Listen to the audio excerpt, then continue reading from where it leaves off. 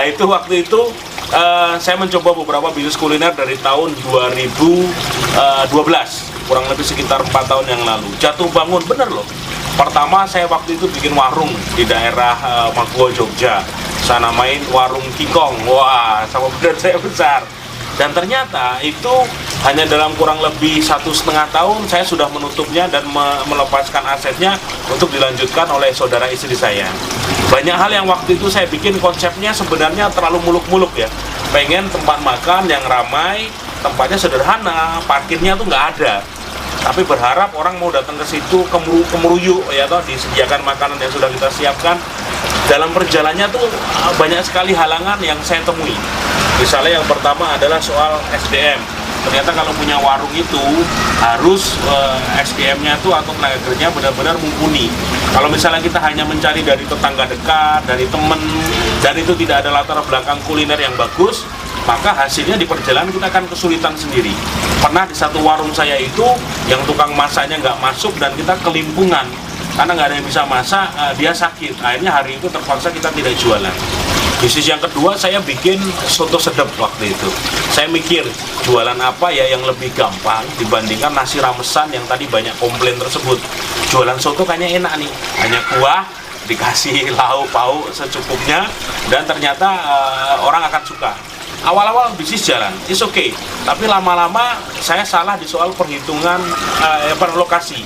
Karena lokasi soto saya berdampingan langsung dengan brand yang lebih kuat, brand yang lebih legendaris. Jadi ketika orang datang, jebret, masuk ke warung dia sudah 100 orang, masuk warung saya baru 10 orang atau 15 orang. Dan itu nggak enak, nyesek gitu loh.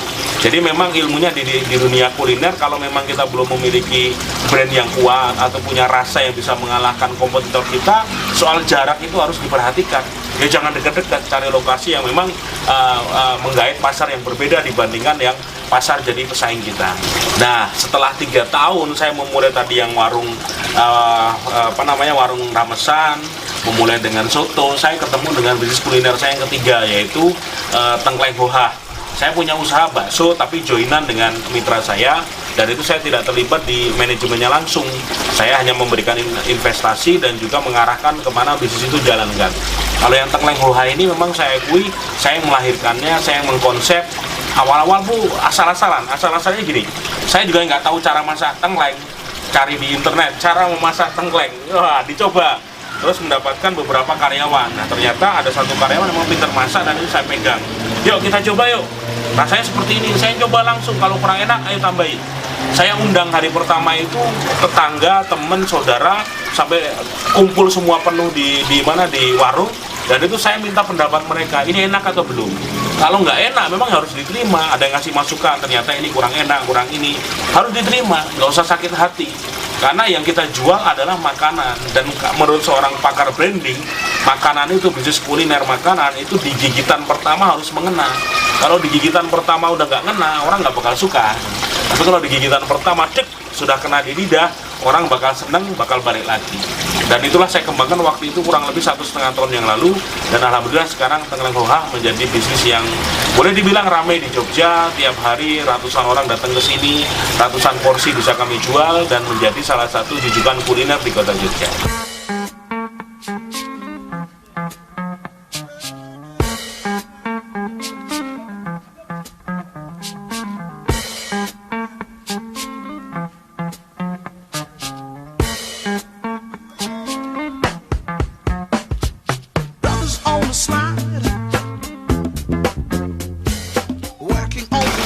Tips dari saya buat kamu yang pengen memulai bisnis kuliner, yang pertama adalah satu, makanan harus kamu jual itu enak.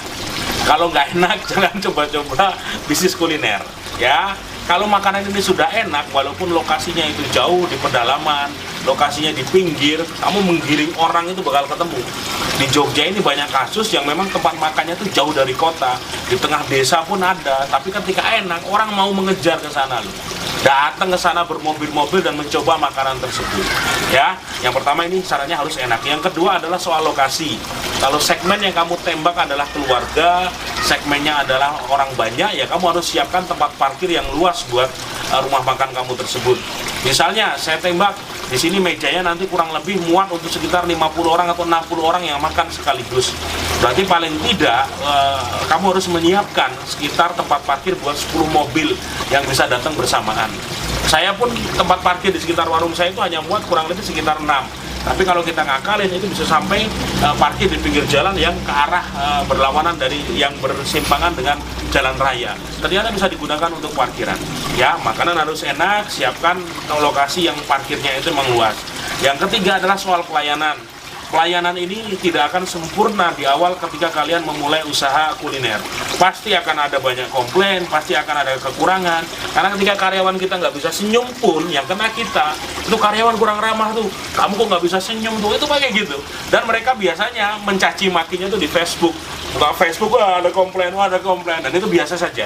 Tapi sebuah bisnis tidak akan sempurna jika kita tidak memulainya. Jadi mulai saja, sambil jalan nanti tahap demi tahap disempurnakan.